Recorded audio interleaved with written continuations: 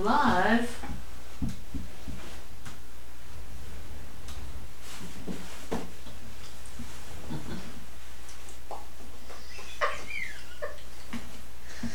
It's a video problem tonight, or just a television host problem tonight. What's in this tea you made me? Did he invoke Jaguar again? Oh, you never know what I invoked. That's true. You have to figure it out. Welcome, everybody. This is the Toltec Discussions with Golden Eagle. And we are in episode 2 tonight of our new series called Humanity's Experience. Oh, ding! Oh, I got a ding already. Got a ding already. A little bit of a pause there, otherwise you might have had to. But the humanity experience. So before we get started, I want to talk, because hopefully there's new people watching these all the time, and it's like, do you want to come back? Do you want to reschedule your life when you live on the other side of the world? We've got followers on the east coast of the US, we've got followers in Europe, we've got followers in Australia, and for them to actually tune in live is a major ordeal and a major commitment to get up at 3 in the morning and watch this. So if they're watching live, and if they bring new friends along and so forth, some of you may not understand what you've just gotten yourself into. So,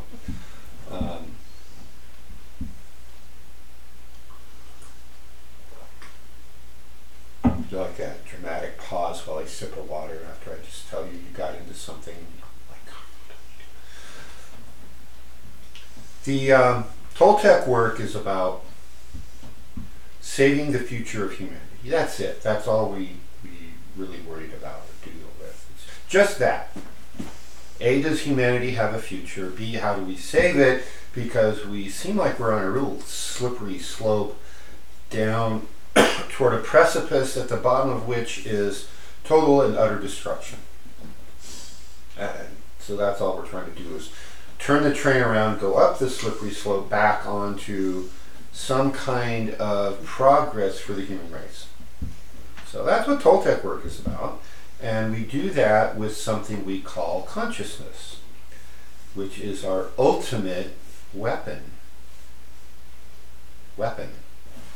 on how to save the world, the universe, people, humanity. We've only been doing this for at least 30,000 years or so, maybe 35,000 years. We've had better moments than others. On the one hand, the positive hand, we haven't blown up any continents in almost 15,000 years. Of course, we haven't had the technology until the last. On the other hand, almost 15,000 years ago, we actually, some of the wayward people who were using this knowledge did blow up a continent, and so that's what we're trying to prevent here. And it requires a lot of personal work and personal involvement.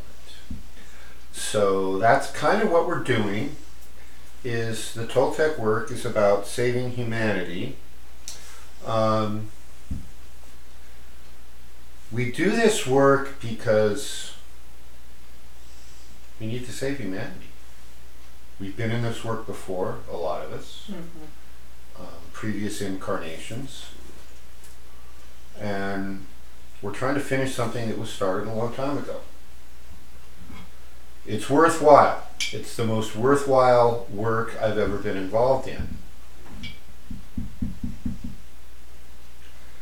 And just like this broadcast, it's mostly offered free of charge. We don't force you to pay $1.99 a minute to tune in and get your Toltec consciousness upgrade every week. Man, why not? $1.99 a minute for 2 hours? Can you? Wow, $2 that would be hundreds of dollars an hour if I could get hundreds of people to watch. But no, seriously, We don't charge for this. It's too important to limit it. So it's the only thing you have to pay is attention, and then you have to pay some sweat equity once you get going. So towards that end, if a little choke over there about talking about sweat equity. Perhaps. So we do this because it's our calling. It's our service to humanity. And we are very grateful to accept donations to keep this work going. Right now we're looking at upgrading some of our cameras, further upgrading our lighting systems. We're looking for the materials to make a backdrop for a more permanent studio-like setup. We're looking, which will need a couple of pieces of furniture, not much. And we're looking for a possible space for a more permanent studio that we can have just set up and walk in and do a lot of filming. We have, in addition to these discussions, we have a list longer than my arm. And it's not just in really big font, right? It's a real list that long of videos that we want to do to get more of this work out, to get more of the Toltec knowledge out, and hopefully reach a wider range of people. So coming up in the next few months, especially over winter, because in winter when you can't go outside and do stuff, you're stuck indoors. Well, what do? You make consciousness videos to save the universe. That's what we're doing anyway. That's what I'll be doing this winter. At least some of what I'll be doing this winter. So towards that end, if we have to rent a little space or periodically rent a space, yeah, we gratefully accept all donations. And I know what you're probably thinking. You're uncertain how much to donate. Well, let me reassure you that no donation is too large. 6 figures, 7 figures, 8 figures, not too large. And if all you can do is make a small donation, $1,000 or $5,000, those are okay too. We accept those. And even smaller, like $800 or $900, we'll accept those. But don't worry, no donation too large. It'll all go towards the good cause of saving humanity.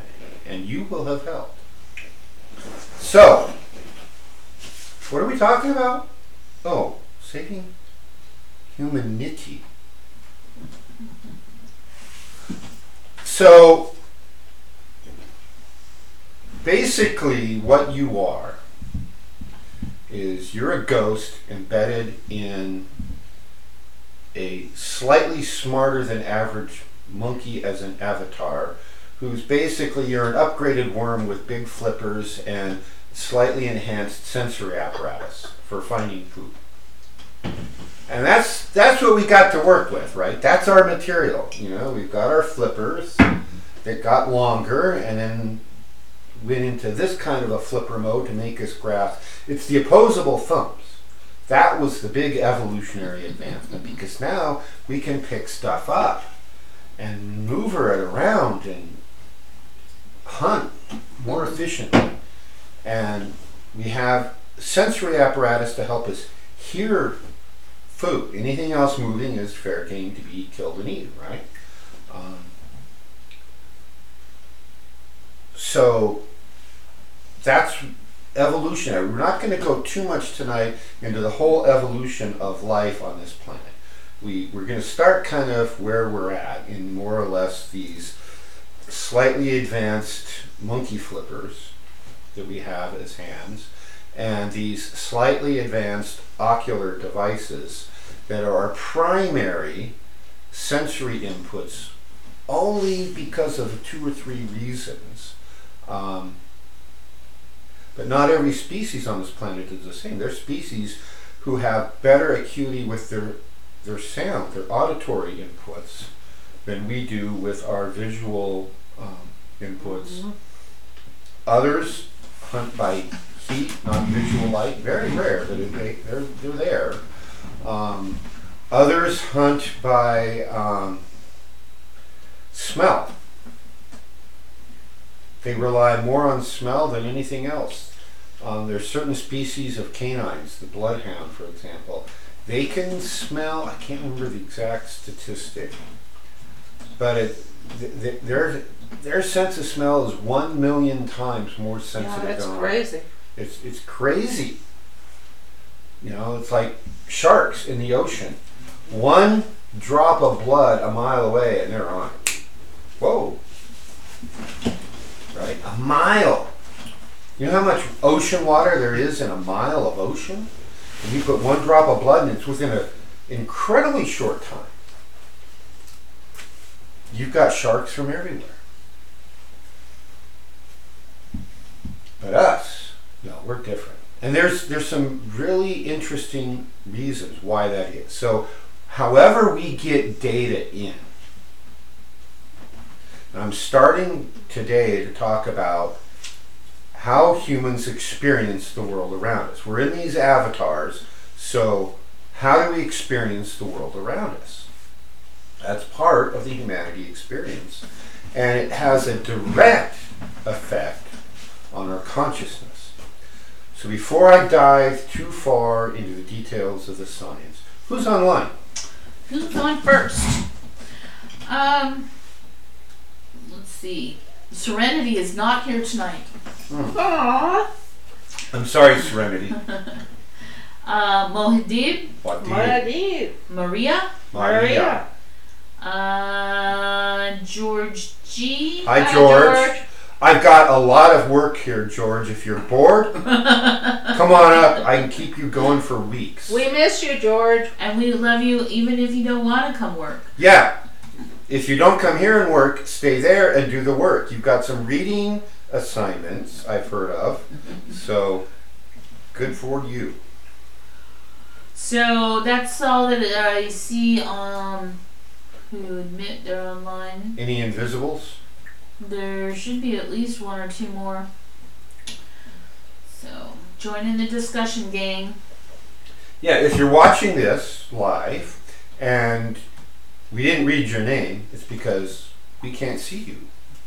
And that's because you are not logged in to your Gmail account or your YouTube account, which are pretty much interchangeable after they bought each other out.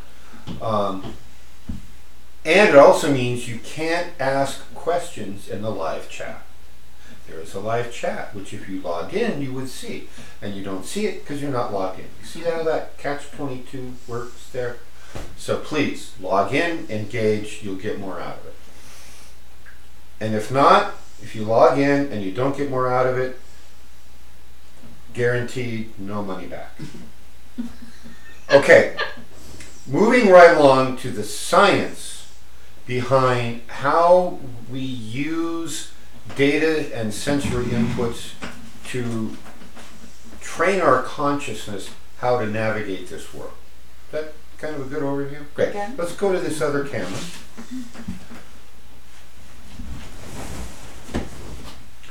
We there? Oh, hold on. Okay. Now we're there. Okay. So what this is this is a pseudo picture model of our solar system, and I must inform you this is not to scale. I don't know if you can see it well, but if you can't, oh well. This big orange blob with the whoop-de-doos coming out of it, this represents the sun. Now in a scale model, if this were really the size of the sun, the first planet away from the sun, Mercury, would be about a half a mile down the road. Okay? And then it would go out from there. That's the vastness of our solar system. So we don't do that here. We've got the entire solar system compressed down. Now, if that was the sun, the smallest tiny dot of a star in the background solar system would be bigger than the actual size of even Jupiter. Okay? So Wow. this is not to scale. Right? So it's something that says if you modeled the solar system and you made a basketball the sun, and you put the basketball at one end of a football field, the planet Jupiter would be like a marble a mile away. Football field is irrelevant. It was just a way of... So, moving outward from the sun, the major planets are Mercury, then Venus, then Earth, then Mars. And those are the 4 inner planets, and they are small and dense, relatively speaking. They're mostly metal, not gas or liquid, except Earth has some liquid on it. Mars, they would have liquid if they hadn't destroyed their environment before moving to Earth to destroy this one. Mostly the water on Mars is tied up in their solar ice packs, polar ice packs, excuse me. Now you get out here to Jupiter, Saturn, Uranus, and Neptune, and those are called the gas giants because they're about 1,000 times bigger than any of these inner planets. It shows Saturn with its famous rings, which are visible to even these binoculars I have here on the table. You can see the rings of Saturn at the right time of the year. Jupiter has them, and so does Uranus, but they're so small that they wouldn't show up on this drawing. And then way out here is the planet Pluto, which for nefarious reasons was declared to no longer be a planet here about 10 or 15 or 20 years ago. But ignore NASA. NASA has proven themselves to have sold out to the dark side, and most of what comes out of NASA these days is bunk. So this is the solar system. We are here on this 3rd planet from the sun, or as the famous documentary news program called it, 3rd rock from the sun. That was such a good show. Yeah, that's a very good documentary. So this is our local neighborhood. Think of it that way. This is our hood.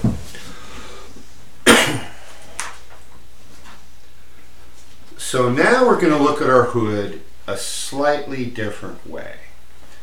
And this is very important because now we're starting to define a coordinate system of how we keep track of what's where. So here is our big orange ball, the sun again, and here is just the Earth.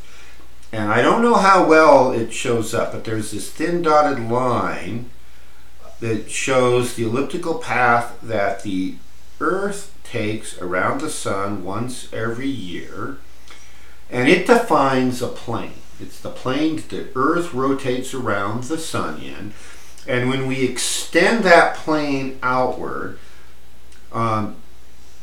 we have this red line that is called the ecliptic. That is the projection of Earth's orbit out in all directions, and so when you view the sun from the Earth, and you were to draw a line from the center of the sun through the center of the Earth and extend it outward, that line over the course of the year would trace out a line against the background of the relatively fixed stars, and that line is called the ecliptic. Now then, this blue line is kind of angled compared to the ecliptic. This is the extension of our axis of rotation. The Earth rotates on its axis once every day, and when you extend the north pole of the Earth up, the north rotational pole, you have something out there. There's a spot out in the stars that we call the celestial North Pole. Celestial meaning pertaining to the stars. And at the opposite side of that big sphere is the celestial South Pole. And if you extend the Earth's equator, you have the equivalent halfway between the North Pole and the South Pole. You come down here angularly, you have something that we call the celestial equator. It's defined by the Earth's rotation. The ecliptic is defined by the Earth's rotation or orbit about the sun. And those two have an angle between them of 23.45 degrees. So whether you're dealing with astronomy or dealing with astrology, what you are doing is you're making angular measurements with respect to one of these two systems, either the ecliptic or the celestial equator. That's how we measure angles up or measure around. Yep, come back on me for just a moment. So we measure up, we call that altitude, and we measure around, we call that azimuth. And so these angular measures, then as soon as we define a starting point, we are able to have coordinates to find any single thing out there in space that we might want to look at. And when we do that, over time, astronomers have found 2 or 3 different ways of using slightly different coordinate systems to get the same answer. So that's the basics. That's it. Now, for 3 dings, what is the most common spiritual application of the ecliptic? The zodiac. Ding, ding, ding! Woohoo! I think she should get another ding. No, she gets that. What we have here, and just to prove to the people online, she didn't know that was coming. She didn't see these pictures. She knew nothing except she got it right. We back over here now? Yeah. Okay, so here's the sun, here's the earth, here's the earth's orbit around the sun, and here's that line I was talking about from the center of the earth, center of the sun, and out here, going around, we've divided angularly the full sweep of that line for 360 degrees into 12 segments, and we've picked certain constellations that it appears to mostly go through, and it's defined as where is the ecliptic. So here's Leo, Virgo, Libra, Scorpio, Sagittarius. That's a cool picture. And so forth. And over here is Capricorn, Aquarius, Pisces, Aries, Taurus, Gemini, Cancer, back to Leo. Okay, I started because that's where the arrow was pointed, so I started at Leo. So this is the scientific basis of why we have the 12 signs of astrology. Right? We could have picked 14, we could have picked 10, or 13, or 11. 11 or 13, yeah, it's one of those Steve Martin, Theodoric of York things. But anyway, 12 is significant because there are 12 major energies that permeate the universe. And they manifest here, this is the way we've defined them on this planet. They're manifested other ways in other situations. So then comes the question, how do we know any of that, right? Well, we had to get data. And here is a map of the electromagnetic spectrum, which is light, it's radio, it's all forms of electromagnetic radiation, electromagnetism being one of the fundamental forces of the universe. So here at the long wavelength end, we have radio waves, which can be up to hundreds of meters long. Then there's a segment called infrared, or beyond the red. Then you see right here this teeny tiny little colored portion. That's the visible spectrum.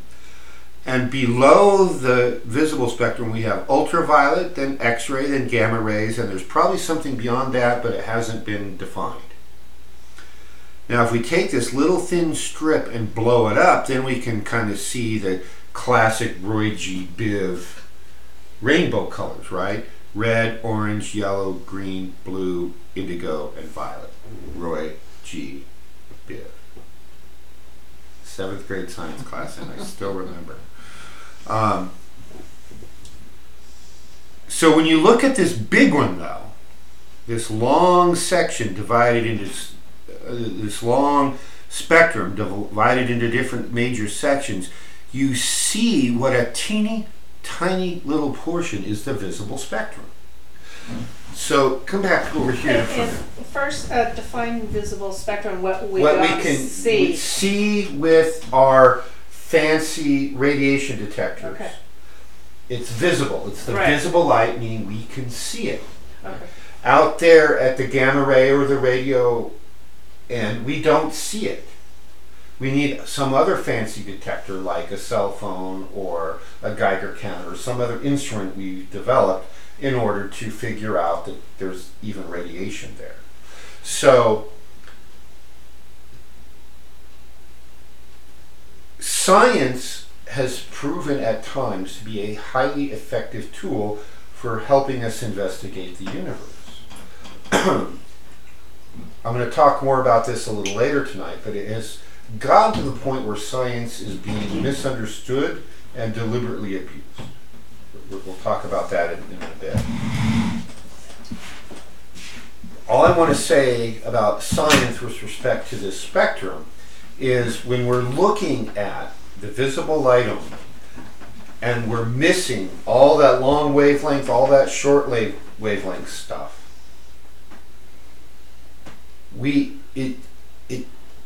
it's arrogant to think that we have all the answers if we're only looking at what amounts to a few percent of just the electromagnetic spectrum data that's available. And the electromagnetic spectrum is not the only spectrum for gaining data, for us to process as part of our consciousness to do whatever it is humanity is here to do.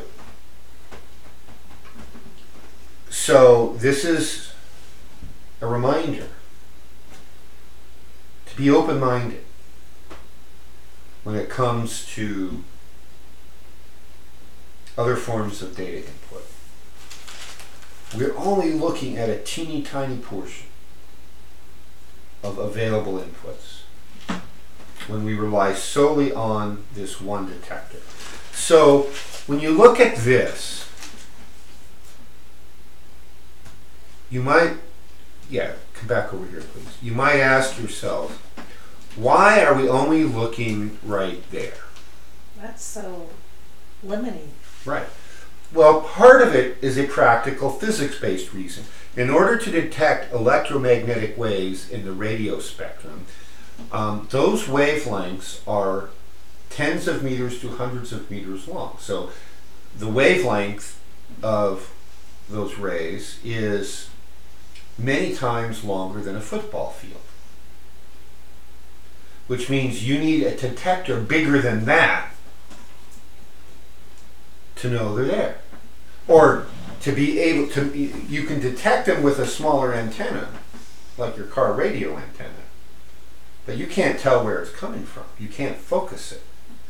Right? Or see the magnitude of the wave or Right. the patterns to it. Right, yeah. That's why radio telescopes, individual radio telescopes, can be 100 yards across. And then they've learned how to link them together. Something called the Very Large Array. I don't even know if it's still functioning anymore. It's down in New Mexico. I had a friend from college who was from the town where this was, and you'd think it's Los something. Not Los Alamos, but it's... Does it start with a P? I don't think so. Anyway, it's called the Very Large Array, where they have dozens of these telescopes on railroad tracks, and each one is like 100 yards across, and then they link them together, and that helps them focus and analyze the radio signals coming from space. And then, of course, funding problems, and they didn't have any money for maintenance, and You said telescopes. Did you mean radio antennas? They're called radio telescopes. Oh. Right? Because they can focus the radio and they can get an image, a radio image, and then they convert it into something you can print out on a paper, right?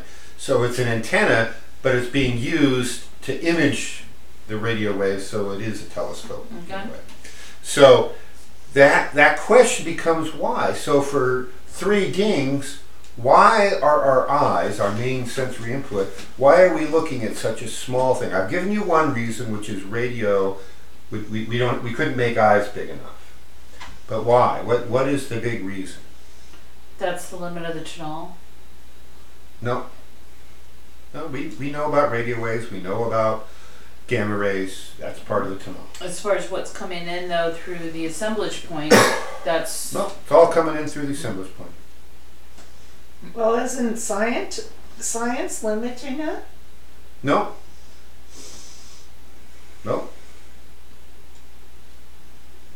it's our receiving apparatus can only handle those wavelengths. partly, half a ding. The question is why? Evolution can create whatever kind of apparatus we need, so why did it create something that only is looking right there? Because that's just where we're at. We haven't developed our consciousness beyond the ability to process any of that. No? I'm mystified. You're mystified. Anybody online have any ideas? Not that I can see. Well, then we must move on to the next picture. Well, tell us why. We must move on to the next picture. Do you think I would ask a question like that and not have a picture? This is why. All stars, including our sun, we're over here, right? Radiate at what's called a black body curve. It's a perfect radiator, and so there's a peak radiation at which the power output of a sun is radiated at. And depending on the size and the temperature of the star, that wavelength, that peak wavelength, can vary from either the very red end of the spectrum out to the very blue end of the spectrum. And so this is the radiation output map of our sun. Solar radiation is here. The black curve is where the power output is with respect to the visible spectrum. So right up here at the top, the peak output, the maximum output at any wavelength of our sun is basically right up here in the green range, the green light. And then it starts to fall off quickly. So you get out here to the red and you're down to like half the power. And anything beyond in the infrared out here, there's almost none. So we've evolved and developed and designed these ocular photodetectors because this is the most abundant radiation to work with. So there's the most radiation here, it bounces off everything and we see it. So if we said, I'm tired of these visible spectrum, I'm going to make an infrared detector. Well, you're going to be not seeing a whole lot because 90%, 80% of the sun's output is in the visible range. So that is why our ocular detectors are tuned to this set of frequencies. And so that's how we are getting our data. Well, can't you train yourself to see the other ones? No, because we've spent millions of years creating specialized cells in our eyes to detect that range only. We could train ourselves, but it's going to be a few hundred millennia. Even if you use the Right. power? And then, well, the question is, why would you want to do that on this planet? If you're on this planet, and these machines are designed to be on this planet, or any other planet where the dominant radiation is in that visible spectrum, right? Okay. Anybody ever hear of a guy named Galileo? No. Yes. Name one thing he did. He dropped a rock off. Good! Ding ding! Anybody else Gravity. online, or Bonnie, can you think of anything else Galileo did other than dropping rocks off the Leaning Tower of Pisa? Well, it was Newton that was dealing with the rays.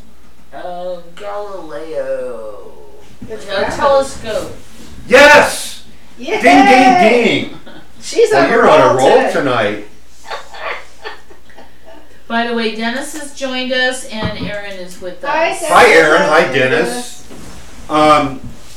So Galileo, oh that was good, because look what I have a picture of. I and have, Melody's online too. oh hi, With the boys. Hi, Melody, and hi, boys. nice to see you. Hi boys, hi Stellanator. This is a picture of a modern Galilean telescope. Hold on, I'm not there. Oh, I'm talking. Stuff. okay, so we're here? Yep. Okay. Galileo invented a telescope that involved the use of two lenses, a convex lens and a concave lens. You string them together in a tube to keep out stray light, and you've got yourself a telescope. And it magnifies what you can see. This is the great device that got him in trouble more than any other with the church, the Roman Catholic Church. Oh. Or, no, I won't say that about the great evil church. Why would the church be offended that you could see out in space? Because it proved that we were going around the sun, not the sun going around us. Right. In a nutshell, the church had interpreted scripture to that the earth was the center of the universe. There's nothing in there that says that, by the way. This was a pope who created this hundreds of years later. And therefore, anything contrary was blasphemy and you got burned at the stake. Okay? So Galileo said that Copernicus was right, and here's the proof. And he looked through his telescope, and he looked at the planet Jupiter, and he saw Jupiter's moons going around that, and he, did some stuff, and he figured out, that Earth really is going around the sun. Okay. Right after Galileo came Kepler and Newton and a bunch of other guys, and it was like a slam dunk. But it took until after the year 2000 before the Vatican admitted that they were right. Okay. So we're talking 500 years of proof and evidence.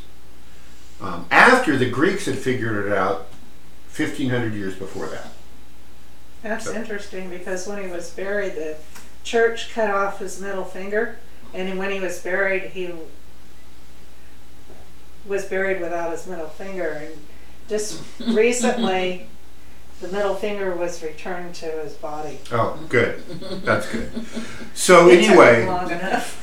there's a lens up here at this end of the telescope, another lens down here. Now the little teeny telescope on the side, you see, that's called the finder scope. It's another miniature version of this same thing with a much bigger field of view. It's a lower power, so it doesn't magnify as much.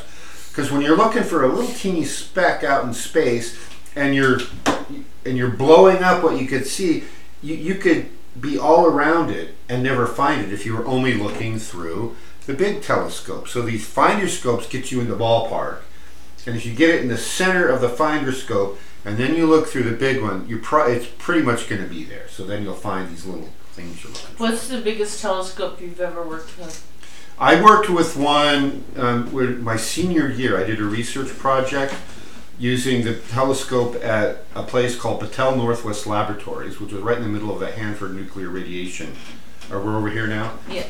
The Hanford Nuclear Radiation Reservation in the state of Washington. Didn't know then about all the radiation leaks, so I hope I'm okay.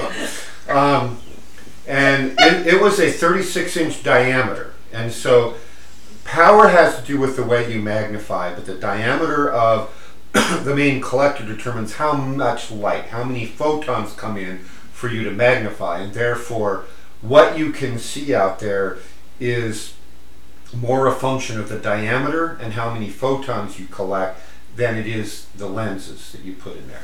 And so that was the biggest one I worked on, which is a 36-inch diameter. We had to set it up like 6 months in advance, and I got one night of observing time, and I got 3/4 of my research data collected, and their computer died. Oh no. And the guy who was helping me, he got me up and running. We did the first few stars. I was doing a type of analysis looking at an open star cluster, and I did that, and then we got like a quarter of the way through, and he says, "Oh, look at the time. I've got to run into town. I have a darts tournament." So he leaves, and I'm up here all alone on top of a mountain in the middle of nowhere with a multi-gazillion-dollar telescope, and while I'm using it, the computer dies. And he came back, and it's like I had gone through the reboot process, and you think he did it like 8 times. It's like, it's dead. So every other time it does this, apparently it did this a lot, we just and it turned out it was dead as a doornail. And it was hopelessly outdated, and this was in the early 1980s, which means it was like a 1960s computer where you had to throw toggle switches to load each byte of information. Each toggle switch was a bit, and there were 16 toggle switches, and then you hit send, and then you did the next one, send, and you loaded it one bite at a time. Yeah, it took a long time to boot it. Yeah, and so we did it like 4 times, and we spent an hour trying to reboot that thing. It's like, no, it was dead. So it's like, I was just like, oh my God, what did I do that could broke it? It was cool. You're looking through this telescope, and we were doing all this stuff. It was great. It was wonderful. So anyway, that's the biggest one I've worked with. It was a lot of fun. So anyway, Galileo, that's what he did.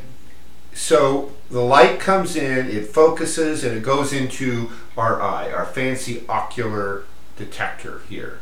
And that's how we start to see more detail of what's out there. And the key thing that happened with Galileo's telescope was he described the planet Jupiter and the moons going around it, and he drew pictures. And I think it was divine guidance, but he made all his measurements of which planet and the distance from Jupiter based on the distance, the apparent distance in terms of how many Jupiter radii or diameters out it was. And because he didn't try to use some absolute scale that he made up, it was all based on the apparent diameter of Jupiter. The data he gathered then is still valid. They can still use it today. That's pretty amazing that he did that. Yeah, and he didn't know what he was doing. It's like, well, okay. So he that did. That makes sense, doesn't yeah, it? it made sense. So is that kind of an empirical method? Well, yes, because he didn't have numbers assigned, other than he said, he drew these very careful drawings on each day that he looked. He had the stripes, he had the red spot, he didn't know what they were. That came hundreds of years later. And he said, he drew, okay, and so he had a little scale, right? So here's on my scale, here's the diameter of Jupiter, and this moon is, 1.5 diameters out. This one is 1.8 diameters, and so on. Wow. So Galileo basically developed the scientific method. Everything else up until then was pure empirical, and it was all thought. Well, I think it's this, and I'm a better thinker than you, clearly, so I'm right and you're wrong. Except a lot of those Greeks were all proven to be wrong.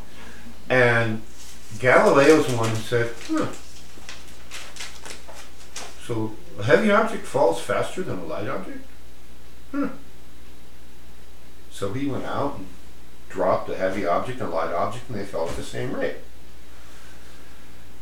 So he invented this scientific method of, I have some observations, I have my hypothesis, now I'm going to run an experiment. And at the end of the experiment, I'm going to gather data, I'm going to go back and say, was my hypothesis correct or not? That was Galileo.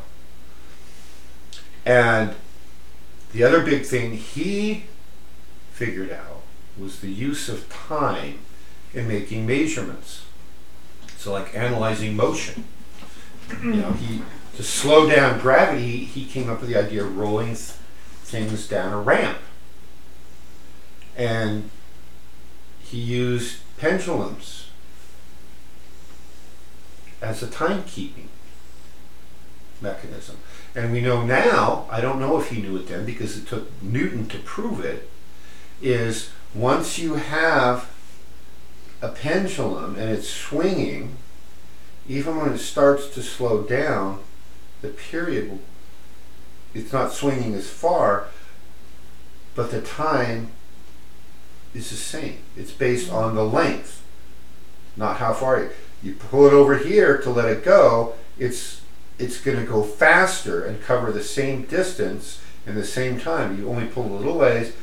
It has less distance to go, but it's going slower. So the time is independent. So it was the perfect thing he stumbled into to make time measurements. So Galileo was the start in modern times. Now he lived from about 1560 to 1640, plus or minus a few months. And I'm calling that modern times compared to thousands of years ago when all of this was known and lost. Right? So to get humanity back on track, I'm calling Galileo in modern times. He's the one who started changing consciousness probably more than anybody. There was a lot of other scientists and researchers in different fields that contributed to the Renaissance. But Galileo, he's the one with the scientific method, and he's the one whose telescope over here really radically altered our perception of our hood, right? Our neighbor, our solar neighborhood. Because he looked, and instead of being one dot, that's 5 dots. Jupiter. With his telescope, he could see the planet was a disk, not a point, and it had these smaller disks going around it. And he described what he saw, he had his pictures, and the church said, nah, that can't be true. He invited him to come out tonight when it's dark. If it's clear, we'll look and you'll see. And a few of the church people did. Look.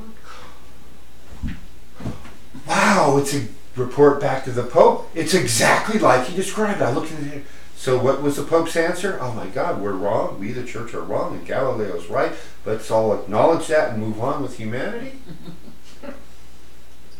Unfortunately, no. It's of the devil! It's of the devil. It's a machine that he invented in league with the devil because it's showing that our church doctrine is wrong, or it pretends you. So it's simply a device to bewitch you into thinking that you saw what he's describing. So burn him. So he recanted. He was confined to house arrest. He spent the rest of his life continuing to do his research and throwing it over the wall to get published and spread around the world. But that's the Roman Catholic Church, and I can't even imagine how far they set us back in our attempt to regain where humanity should be. Just by saying, no, you're wrong. I don't care how much proof there is. Well, they're the ones that caused the Dark Age. We would have still been moving on from the classical era of Greek and Rome and that technology had we not suffered a Dark Age at their expense. And that's just the most recent Dark Age. Mm-hmm. I'm talking about the Atlantean Dark Age. Oh, right. Yeah. Well, we could have got here quicker, but... Yeah, we could have. That's my point.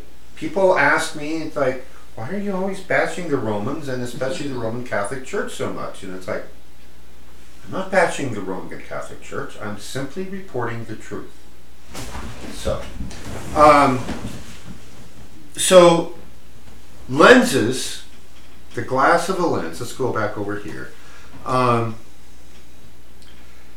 There's a limit to how big you can make a refracting telescope. Refraction is bending of the light. That's what a lens does. And at a certain diameter, because glass isn't a solid, remember, right?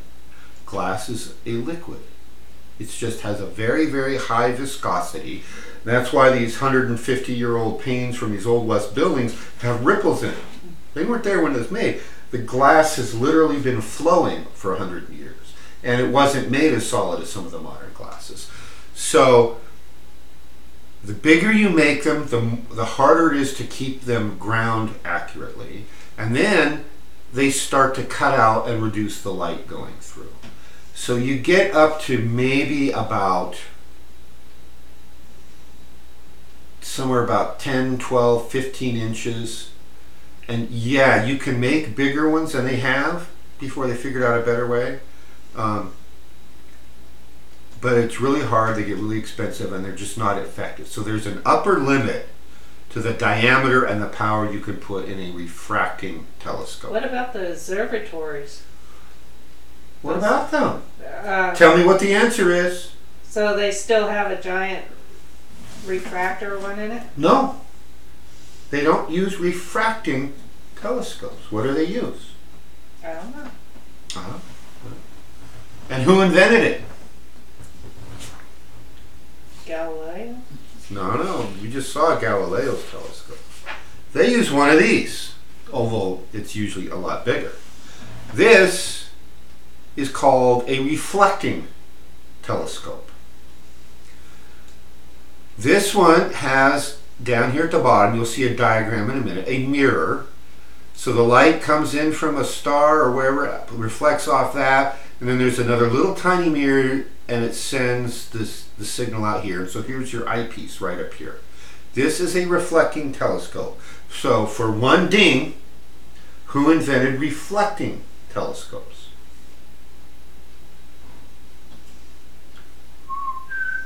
Newton. Yes! Ding! I thought it was just a half a guess. I mean, half a ding. No, That was a guess. for one ding. I was going to say it, but I was afraid. Wait a minute. You were afraid? No, Repeat after me. I must not fear. I must not fear. Fear is the mind killer. Fear is the mind killer. Okay, go memorize the rest of it. That's Yeah. your homework. Okay. So, here is a ray diagram of a reflecting telescope, or as they are often to this very day commonly referred to as a Newtonian telescope. So, here is the aperture, this dark black line down to this dark black line. And the light comes in here, you see these light rays coming in. And down here at the bottom, there is a mirror, usually made of glass. And then one of the advantages is you only have to grind one side. So you're not trying to accurately grind two sides. The back could be completely unfinished, because then you're putting a reflective coating on here, and so they're easier to manufacture, and then you're not passing the light through it. So you're not losing signal strength. And it reflects up here. Ideally, here's where the focal point would be. But just before it hits there, you put a little sideways mirror suspended in here. And yes, it blocks a little bit of the incoming light. Maybe about 2 or 3% of the total area is blocked by this mirror. And it sends the light out here at 90 degrees. And here's where your eyepiece is, or your camera, or whatever you're going to do. So when you go back and look at this, this is a great design for just looking. But if you start putting a heavy camera on here or other instruments trying to do real scientific analysis of the starlight, it's really hard to keep these balanced. That's the limitation. Now, isn't that kind of like if you buy a cheapo one for your kids? No, the cheapo ones for the kids are more like a real cheap Galilean version like this. This is what you're going to end up with. Once you start getting up into Newtonian designs, these are going to be a little more expensive and a little more robust. But yeah, there's a quality range. And it has to do with how carefully they ground the mirrors, how sturdy the tripod is to prevent vibrations, and how sturdy the tube is to keep all your optical components aligned. And pretty much, the more you spend, the better quality you get in telescopes. So that's what the telescope looks like. It has its limitation, and even in the big reflectors, so you get down like Mount Wilson was the world's first 100-inch diameter telescope, where the 100 inches, that's almost 10 feet, right? 10 feet across. And Wow. then Mount Palomar came along, that's a 200-inch telescope. That's the same design. Well, not quite. Palomar is different. But Mount Wilson, it's a 100-inch diameter mirror, and it reflects out there. But there's a difference when you get that big. They don't like that problem with the cameras mounted on the side, so they did this. Let's go back over here. So it looks almost the same, except the secondary mirror. This is called the primary mirror. This is the secondary mirror. And the secondary mirror, instead of being at 45 and sending the light out the side, which is the way Newton invented it, they make a hole in the very bottom. Now this hole is actually smaller than the secondary mirror, so putting a hole here, does not reduce the light collecting ability of the telescope at all. And then in terms of mounting instruments, it's much easier. Everything's perfectly balanced, it's right on the center line, and you can mount some really big instruments. Now the one thing different about Palomar and some of the other big single mirror reflectors is, instead of a secondary mirror and a hole down here, they come out here to the primary focal point, and they put, keep in mind, these are like between 10 and 20 feet in diameter, right? So they come out here and they have a few feet diameter, they have a cage. And a guy crawls out here on a little ladder, and he's in there with his photographic plates or his instruments, and you're doing all your work in this teeny tiny little cage inside the telescope. Oh, that's crazy. I have never done that. I've never been around in the 200-inch telescope. Wow. Okay. Now then, in the fullness of time, when the mirrors get big, made of glass, they start to get the same warping problems. And so most of the weight of the telescope is designed into some kind of a structure to hold the mirror and support it so it doesn't have a tendency to run. But to get more light, they want bigger and bigger and bigger, so they've gone to other materials. So they do like honeycomb aluminum, and then they polish and coat a surface of that. And then they've learned to make these big primary mirrors in multiple pieces. Each one can be tuned and focused ever so slightly. So they've gotten really sophisticated.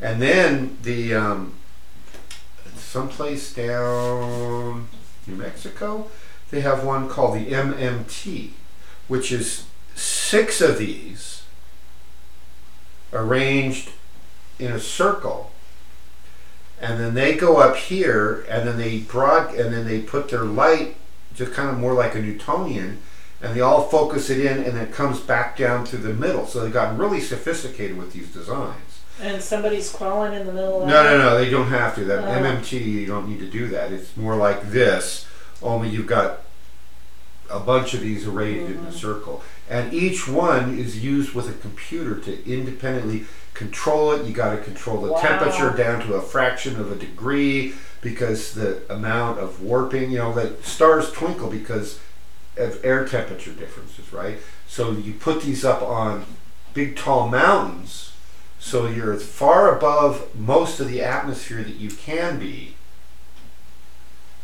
and you eliminate star twinkle, you're getting more of the light coming through, and then you're controlling the temperature. And so computer control of telescopes has been hugely instrumental in for pushing the science of astronomy forward. Wow. Okay? So all of these kind of advances have totally altered human consciousness because of our awareness of what's out there. Right? So when you start to look through these things, you start to see stuff that looks like that. Trying to get away. Like that.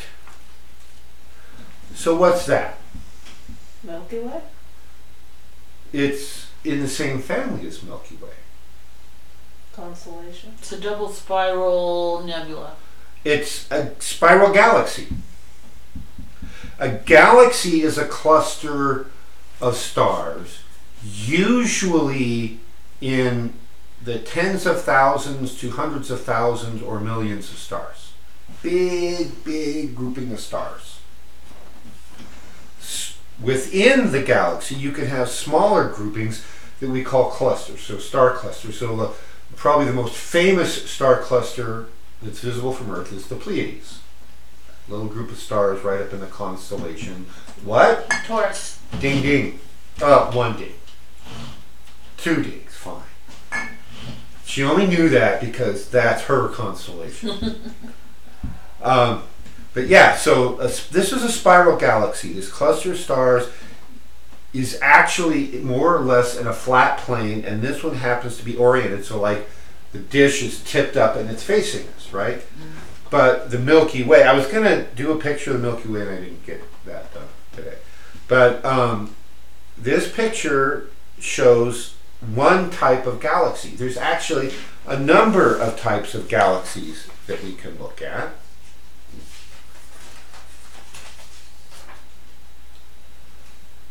Wow.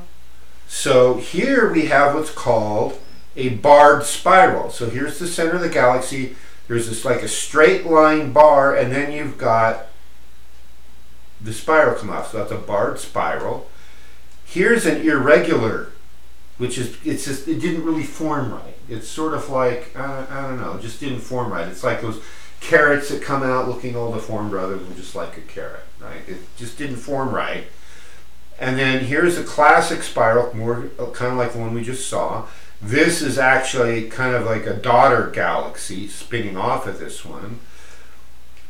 This is a peculiar, where its shape is even more deformed than an irregular. It looks like an embryo. Yeah, it kind of does. Now here we have something that's called an elliptical galaxy, and the theory is this is a spiral in its early stages of development. Looks like a cracked egg. It kind of does, doesn't it?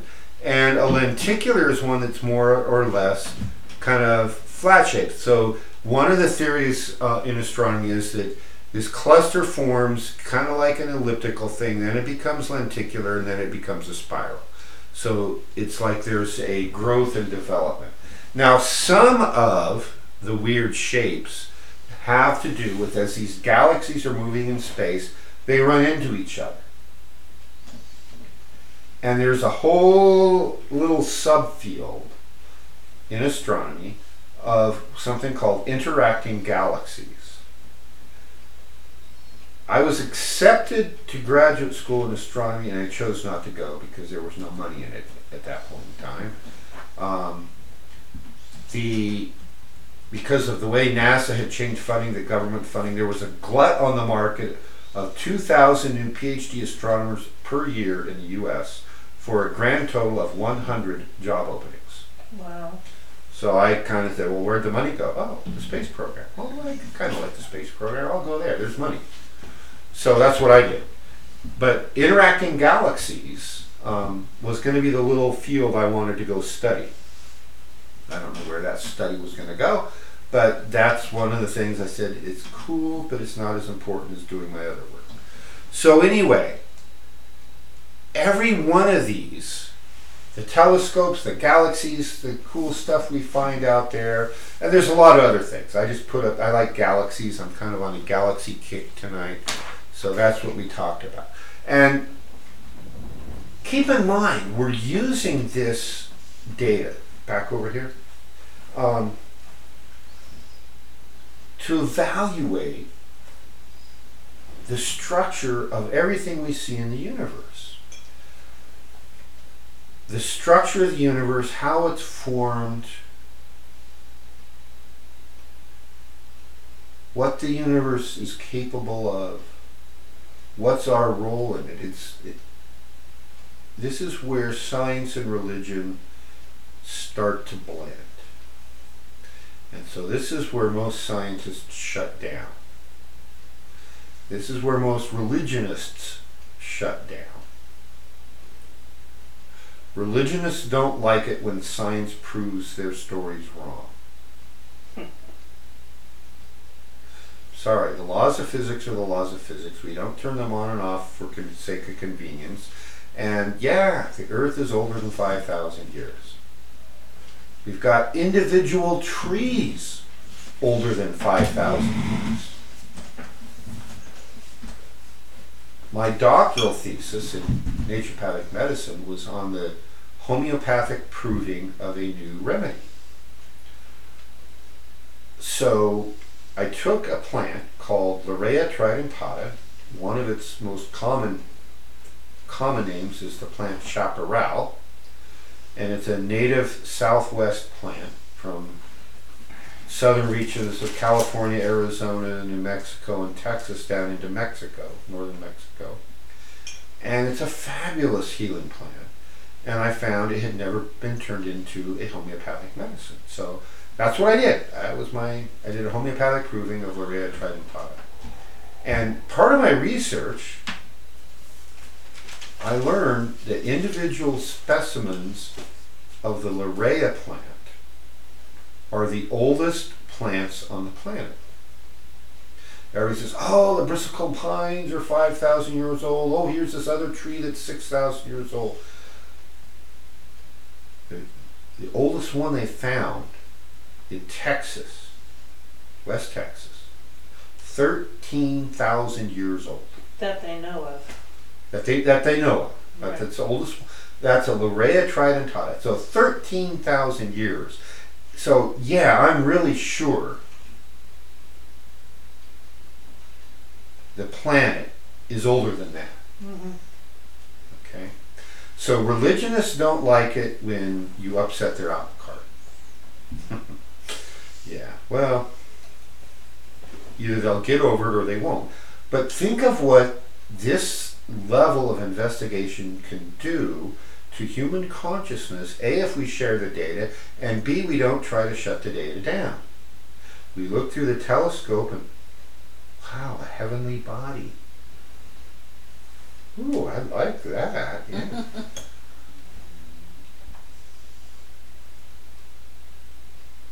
And it's all because of that chart I showed earlier with the peak of the solar radiation and these little ocular detectors we have, these optic devices with stereoscopic vision, right? This is how we measure distance, relative distance. If you close one eye, it's like it's all the same. There is a little bit of a focusing in and out capability with one eye, but you do it with two, and all of a sudden you're triangulating. Okay? And some animals do it with sound. They triangulate like owls. Probably the best hearing of any creature on the planet. And they've got these ears, and what's interesting about owl ears is one of them's facing this way and the other one's out here. They're not symmetrical. And so that allows them this ability to triangulate better. The vectors are different. And so they can be 100 feet up in a tree, and a mouse comes along. In the Boom! dark. In the dark. Mm-hmm. So they're doing this all with sound. Boom! And they don't even hear them coming. Owls don't even have a sense of smell. Oh, really? That's why their favorite prey at night is a skunk. And the skunks can spray all they want. It doesn't slow the owl down because they can't smell it. Boom! Skunk gone. And I like skunks. They're my friends here on the property. But I like owls too. So what are you going to do? I let them figure that one out. But yeah, that little mouse, hundreds of feet away, boom, right on it.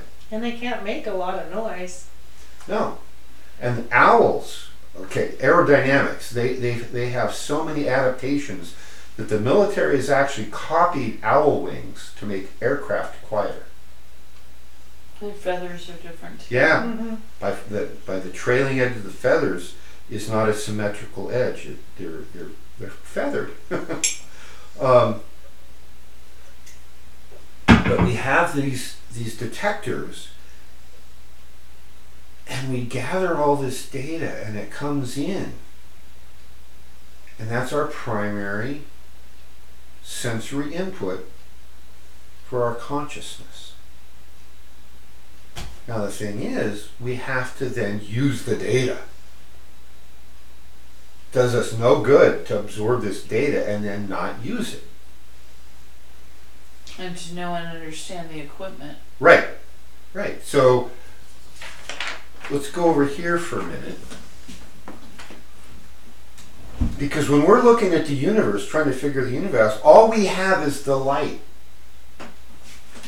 It's a big deal to send a robot spaceship or a manned spaceship to another planet to bring back one little rock to analyze. Occasionally a rock will hit the Earth's atmosphere and come down and survive burning up in the atmosphere, and then we dig up the meteorite and we can analyze it.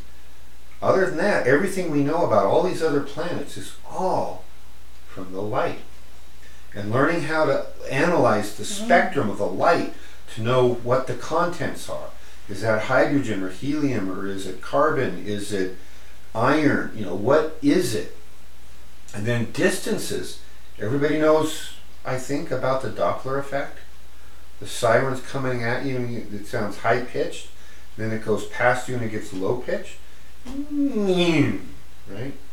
Because when it's coming towards you, the sound waves are being compressed. Shorter wavelength is a higher pitch. Goes past, it's going away so that wavelengths are stretched, and it's a lower pitch, right? Well, the same thing happens with light. So when we look at, over here now, the an unshifted spectrum, look at these, follow these three here, right?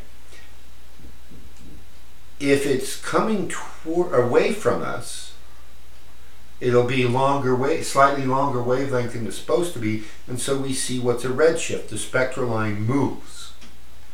And if it's coming towards us, it's blue shifted. It moves the other way. So the way we do this is we're collecting light there in a little cage out in the middle of your telescope on top of the mountain late at night, and you have a light source that's shining on your photographic plate at the same time as the light from the star. That way you have a known source. This is the light produced by this carbon lamp or whatever lamp they're using, and therefore its spectral lines tells you exactly what it's supposed to be. And so you measure how far off it is. That tells you what the amount of redshift is. Let me come back over here now. And then how much its redshift has been determined to be a sign of how fast it's moving away, or a blue shift, how fast it's coming towards you. So that's one of the ways we use this data to gain a greater conscious understanding of the universe around us. And this becomes important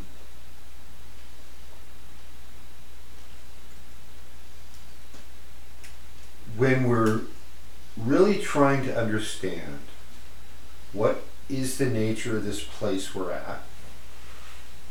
Why are we here? What are we doing here? You know, we're trying to learn around, you know, if you move to a new apartment, it's like, okay, what's behind this door? What's behind this door? What's in this cabinet? That kind of thing. So that's what we're doing, and we're extending out from our apartment to a neighborhood, to a planet, to a solar system, to a galaxy, to a universe. We're trying to learn. We're trying to understand this. One thing that's interesting about that is, yeah, that's what we're doing when we're trying to apply a scientific process, or, you know, in alchemy or magic or what, in shamanism or whatever it is that you're working on, you're expanding. But I would say society in general is closing off all of that, and with all of this technology and all this ability to know, it seems like people are becoming more and more limited in their scope of knowledge. Yeah, that's kind of what I and a lot of other people refer to as the dumbing down of society. It started actually before World War II, when the educational system started to be watered down and standards lowered. And this is going on in pretty much every aspect of society. It's like there's a movement. You can call it inclusion, you can call it fairness, you can call it whatever you want, but it's a lowering of standards. And logic and common sense don't seem to apply all the time. You know, it's like, we don't need people to be able to do arithmetic. A machine can do it for them. Well, what if the machine's broken?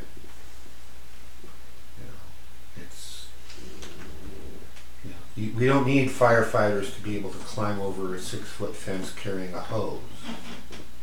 So let's lower it to a 4-foot fence so everybody can pass the test. Except you're working in Los Angeles or San Francisco, and every fence, every wall between every apartment building is 6 feet tall. And there's a fire. You can't get any closer than that. So you're running down there, and 2 guys got the ladder, and 2 people are dragging a hose, and you can't get over the 6-foot fence. Then the house burns down, and all the babies trapped inside are dead. Right? So let's lower the standard. No, if you're not going to lower the fences, lowering the standard isn't going to help. So these are the kind of movements that have gone on, especially in the last 50 years. And education is among them. Math is at the top of the list. Science is at the second on the list. Let's not get people looking through that telescope. Let's just tell them to look at the TV instead, right? So over here, let's go back over to this camera now. They look the same, but different colors. Right, so here is a map of some human brain cells, and here is a map of galaxies. This is a very large scale composition of data that shows how galaxies are interconnected out there in space. And they start to look amazingly similar, which has led to the speculation,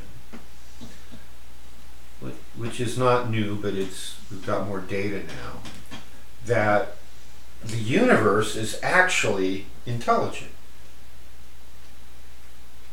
Don't tell the church. There are some who would be surprised or upset with this, and there's others who would say, well, duh. I'm one of the ones who says, duh. Aaron says, as above, so below. Yep. And as below, so above. Right? So the brain cells versus galaxies is one of the points I wanted to get to. We know this now because of all these other, this trail of consciousness I've walked you through on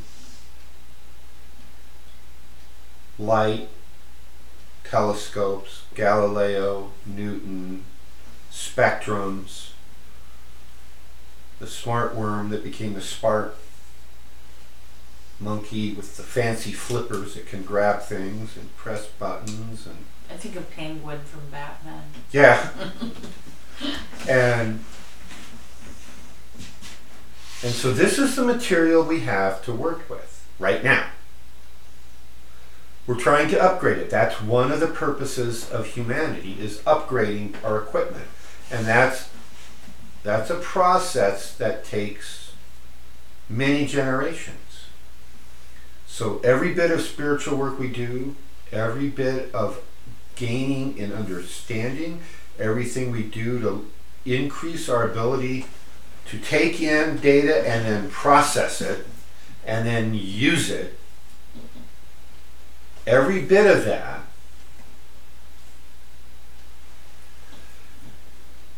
isn't just for our own benefit. We're not doing this just for us. We're not doing it just for those who happen to be alive right now who haven't yet awakened to the truth. They will gain benefit whether they know it or not. But we're doing it for all the generations of humans to come. However many we've got left before we go down one path or the other to blow up and destroy the whole planet, not just a continent, or whether we morph and transform into a higher dimension of reality. It's not guaranteed yet. We just need to wake up as many as we can. But there's a whole greater level of understanding of this type of history and this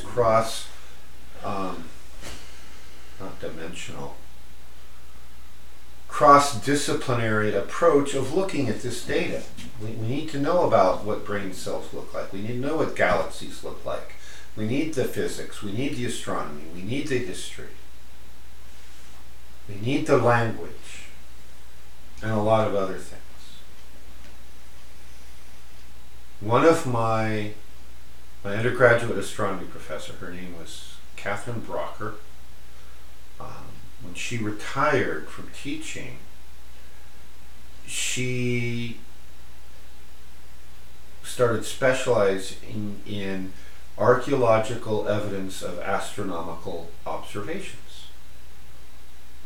So this whole field called archaeoastronomy, it's like the stone carvings or the cave art or something that shows what the sky looked like. And there's an amazing amount of data in the artwork and the archaeological findings of exactly those kinds of things. So that I've lost touch with her. There was probably about, I don't know, 8 or 10 years ago when she retired. Everybody who'd been a student, they contacted us and said, write up something, A, you're invited to her retirement party, which I couldn't go to, and B, write something up to go in this book. And so I wrote up this thing about one day we had a display of the Aurora Borealis. And this is in Walla Walla, Washington. The town's so nice they named it twice. And it's completely unexpected. And I was working as a campus security guard. I'd walk from building to building and escort mostly women from building to building so they could get there safely, because who's going to attack us with a big ugly guy like me along? And I had my yellow security jacket and I had a big flashlight that would make a great club. And so all of a sudden there's this aurora. So I had keys to the astronomy department. So, and everybody's like, there was this crowd in front of the science building, but the building was locked. And so I just opened the doors and we all went up, and I opened the observatory and we were all up there watching. And then Kate shows up. It's a small college. You're on a first name basis with all your professors by the time you're a sophomore. So she shows up and she sees me standing there in my yellow jacket, and it's like I explained it. Well, there was like 24 people who wanted to see, so I let them in. I've been standing here watching them. She, okay, great, I'll take over. And so she starts giving, in the middle of the night, this big lecture on Aurora Borealis. And you see the green one, that's this color. And the red one, that's iron. And all these loopy things. So she just went into her mode. And I thought, okay, I got to get back to work. So I wrote up that whole thing, how she had just gone into this whole impromptu lecture on what the aurora were and how they formed, and solar flares shooting particles into space that get trapped in our magnetic field, and they come down and they hit different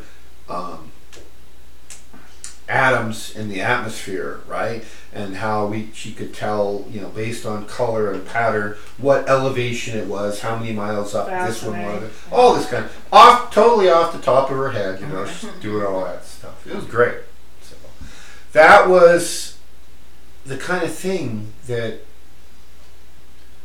human consciousness has flowed a certain way. First, because of the star we're orbiting. If we orbited a different star with a different radiation peak, we'd have different detectors, and the world would be different, our life would be different, our understanding of the universe would be different, because our consciousness would have evolved differently.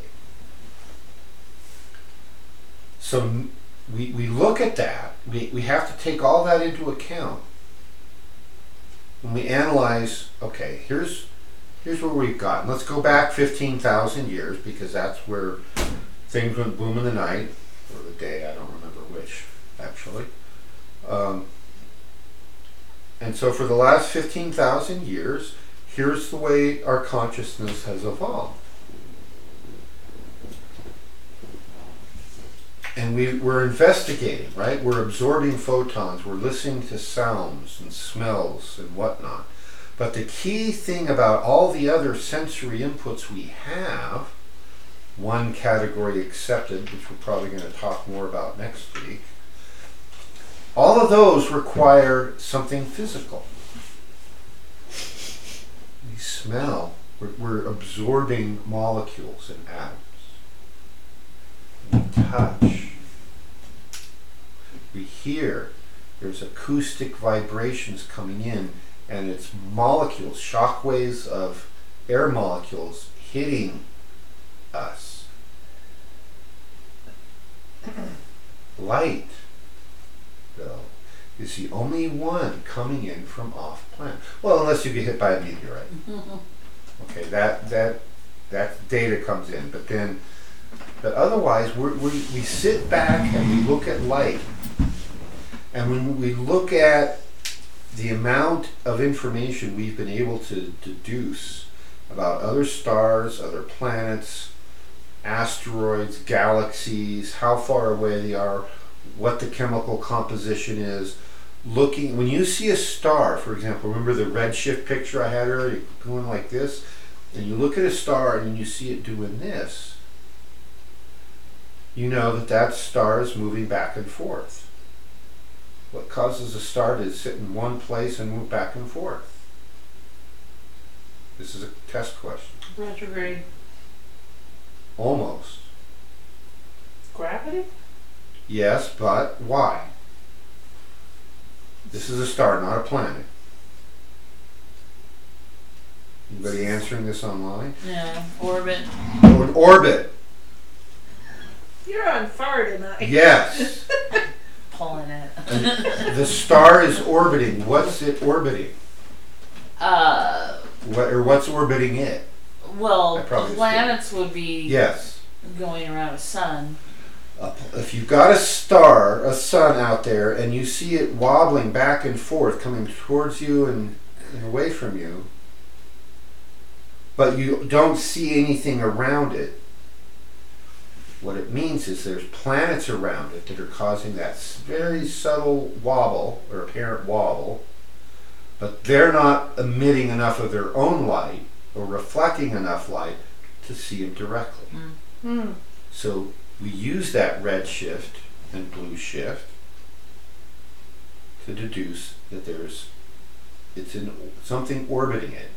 It's a big enough mass to know that there's planets, one or more planets around it. So we're looking at light coming from something that's hundreds or thousands of light years away, right over there. Or no, there's another one there, and we can tell that there's a planet orbiting it. Now it's taken 100,000 years for that light to get here. So is the star even there anymore? We don't know. Right at this moment, it could have gone nova and blown up. All the people that were on the planet when that light left here to come here might be dead now. There might not be a human race or a race over there anymore. But we know that by using our photon detectors and our consciousness, we've figured out so much. And that's how we start to look. This is part of our human experience.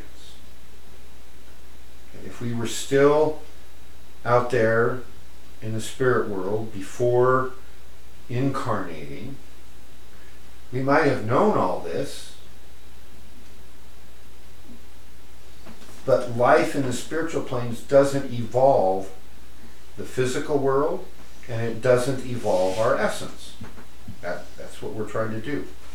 So by coming down the frequency scale, getting into the physical world, we're creating a voltage difference between our essence and our cells, and that voltage difference can drive the currents of evolution for both the essence and the physical form. The goal, of course, as I've said before, is to modify the physical form to host a greater and greater and greater percentage of the full capabilities of our essential self, and to become gods incarnate down here. That's where we're going. That's the drive for humanity. So this has been just one type of example of how we need to be aware of our consciousness, how it interacts with our physical form, and how this needs to be this two-way data exchange. Data comes into the physical form, comes up to our consciousness, and it can go both ways.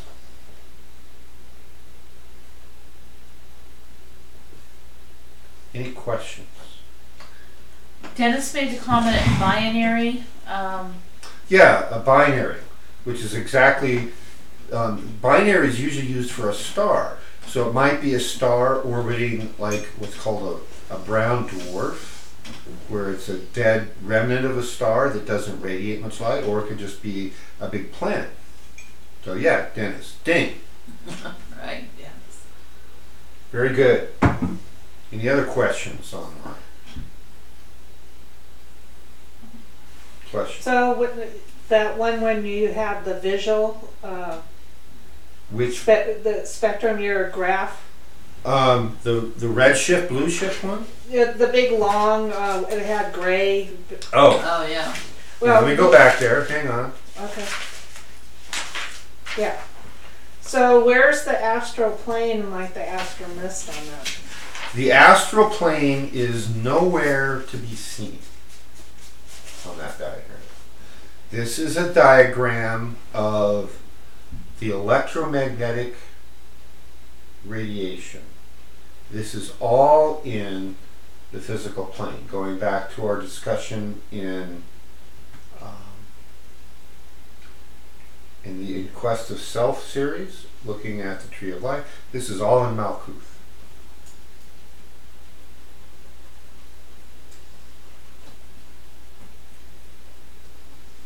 Now, as above, so below, principles of resonance, we know that as you start moving up the planes, there's forces and matter of the different planes that have different properties. But that's not what we're looking at here. Any other good question? Dang, for having a good question. Yay! Any other questions? So it seems that in one way the discussion tonight is looking at, like you said, the apparatus that we have to investigate the universe with, and really the calling to investigate more things around us and to really have a better idea of where we're at and how we fit into the universe, so that we have a better idea what we have to work with and what our reason for being here would be. Very nice summary. We'll have to transcribe that from the tape and then type that up and put it in the description of tonight's thing. And I'm serious. That's your homework. Right. That's very good. Yeah. Good, because I don't know what I just said. I have a. That's why it's recorded.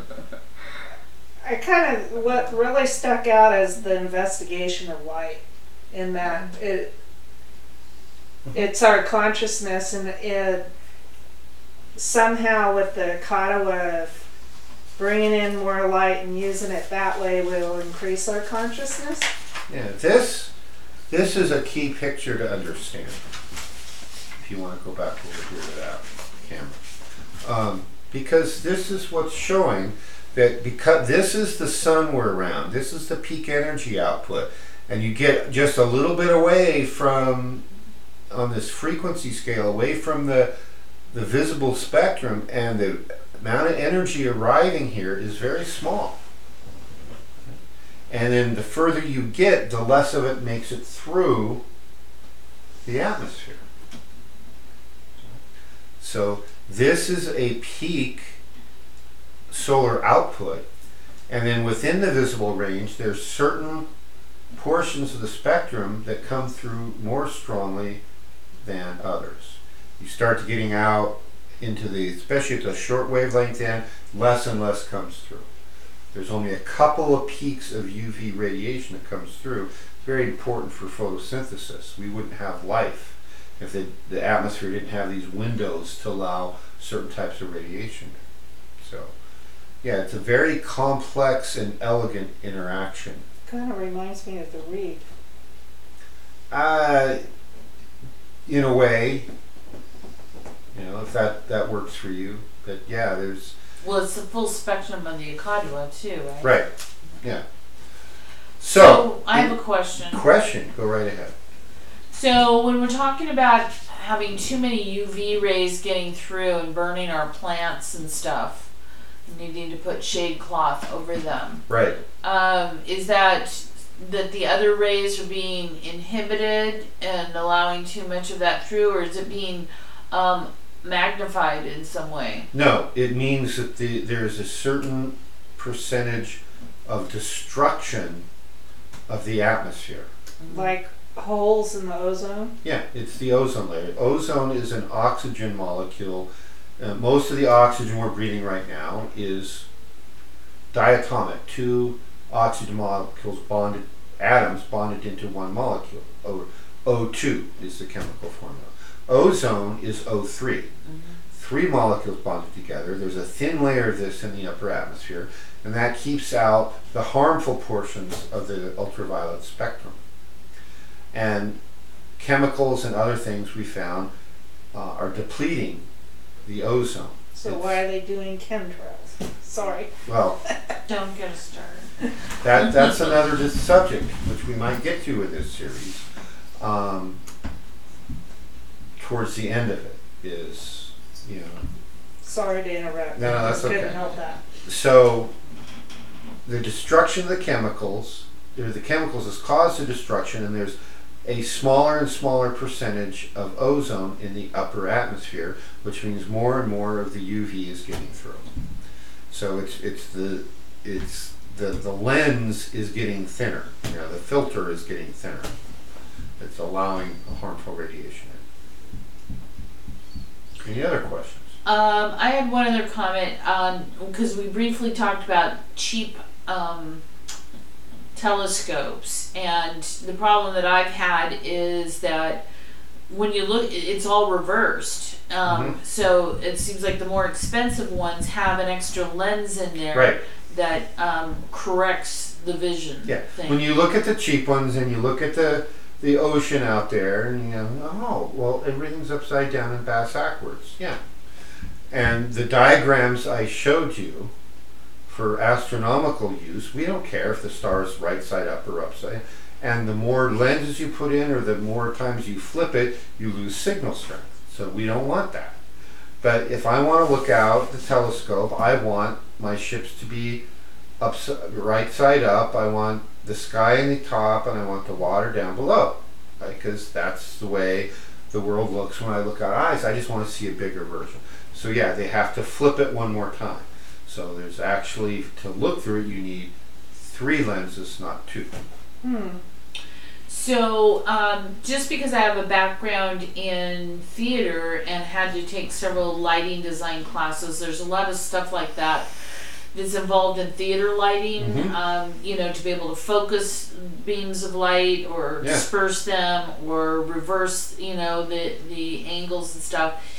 And so it kind of reminds me of when we're looking down the tree of life at the different triads as lenses. The top one, Kether, looking down, is like the spotlight shining straight down, whereas the other two are reversed and they're like capturing the light and focusing it straight down. Of the official triads, when we talk about the 3 triads, but then from just below, there's a lot of ways of drawing triangles on the tree of life, and some of them are pointing up. It's just we don't talk about those in quite the same way. So, but yes, it's exactly right. The tree of life is a consciousness map, and so yes, obviously there's going to be eventually some interconnection and interplay between that whole tree of life series we just did and this new humanity experiencing we're doing, which is a lot about how does humanity experience reality, and how is that affecting our consciousness, and then how can we be more proactive about all of that, which is kind of where I'm going with this, is if we understand the experience we're having here, then we get to a point where we have more proactive control over our own evolution, which is kind of the goal. Kind of where I was going with that was just that those mirror images things are things that show up in our spiritual work that we won't always understand And it seems like as we get a better grip on where we're at on the tree of life and where some of these reverse images or mirror images happen, that we can see it in ritual. Times when we have to consciously switch from left to right, or whatever it might be, and they seem to correspond then with the tree of life, which seems to be corresponding with this idea of, like, if you think of the telescope looking straight down, or a spotlight looking straight down going through a series of laser discs, that there seems to be an analogy for that. So in other words, it seems like looking at the scientific information on the tree of life and against actual ritual and spiritual practices can give us a guideline and an idea, especially in the dreaming, as to when and why there would be reversals in mirror images. Very good. Good conclusion. The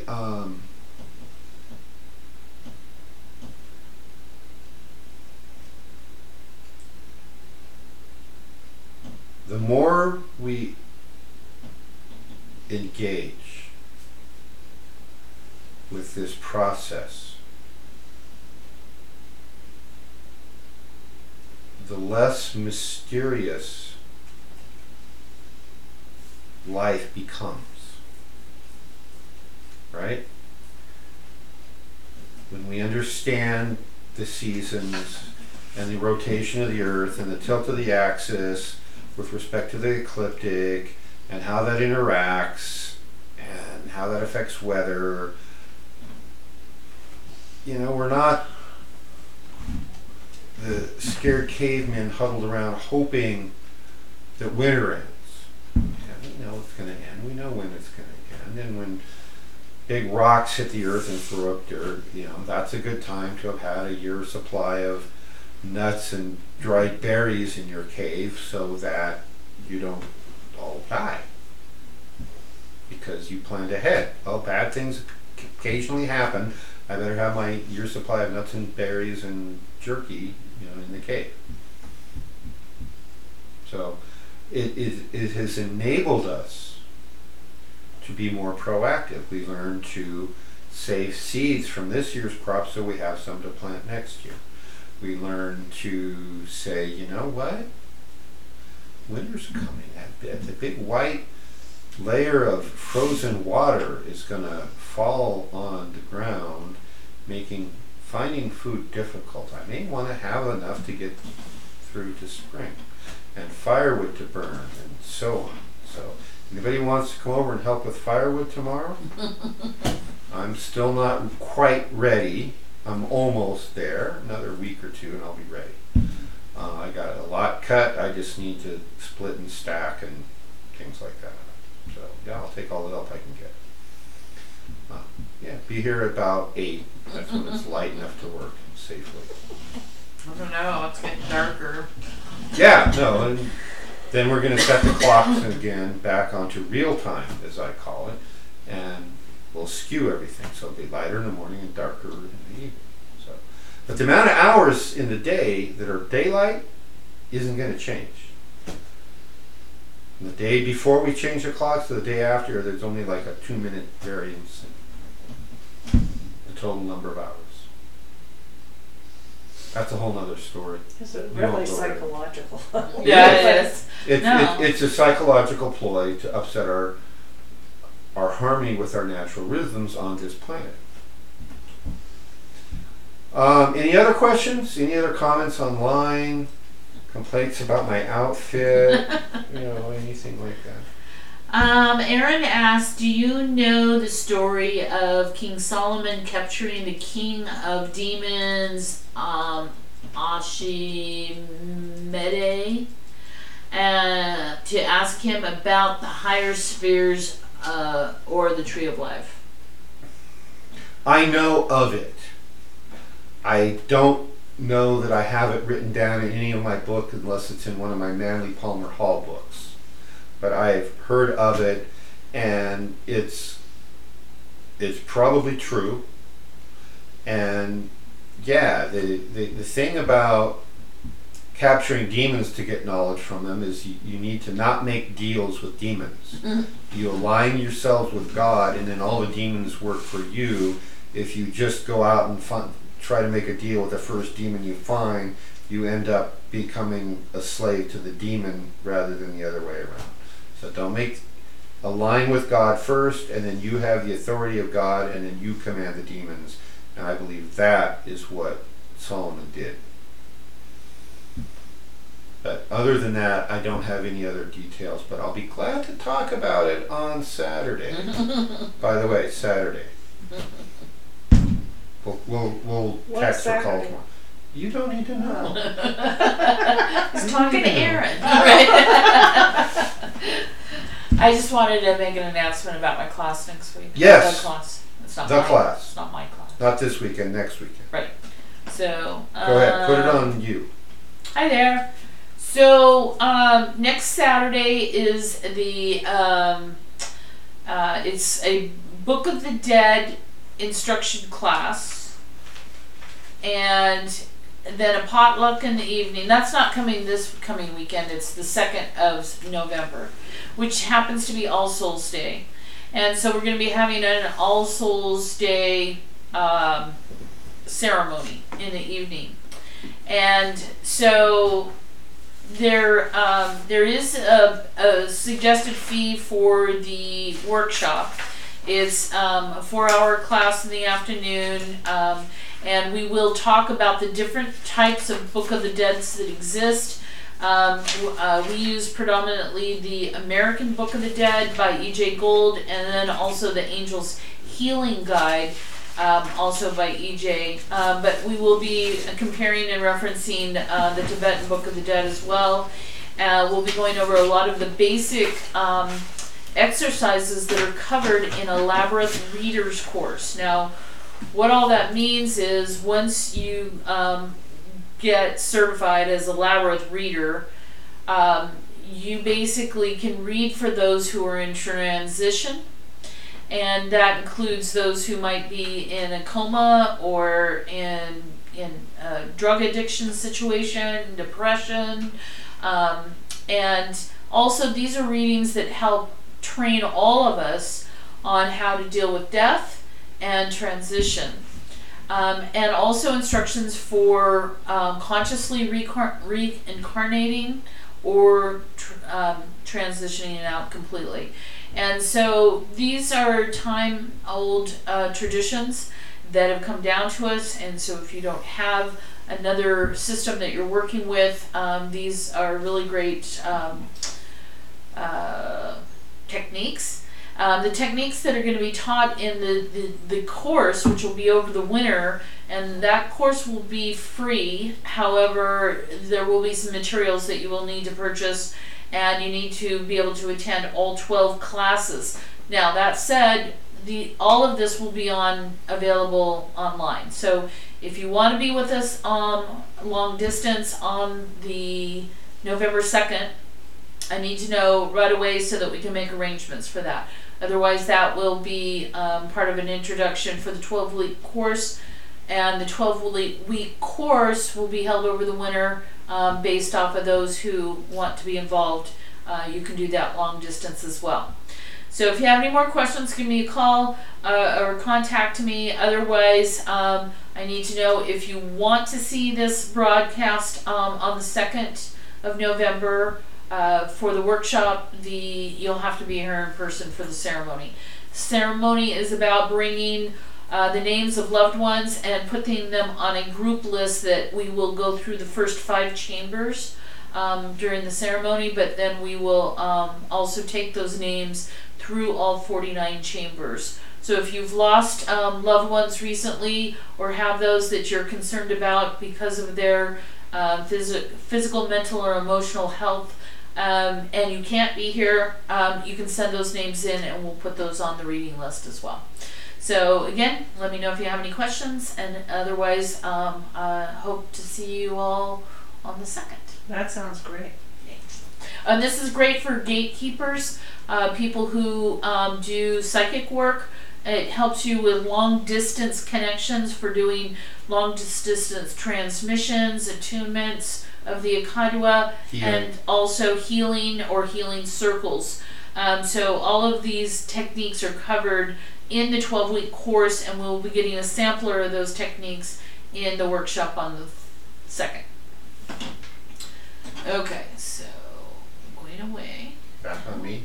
And well, Hadib said that she'll be there, and she had a family member pass away last week. So we're sorry to hear that, Sarah. And we know everybody's been going through a lot over the last 6 months, and you know, and beyond with fires and everything. So this is kind of my way of pulling those feelings and together so that we can actually do something creative and powerful with them. Okay, if there's no more questions, we're going to go offline and see you next week, unless we have other arrangements to see you soon. Hasta.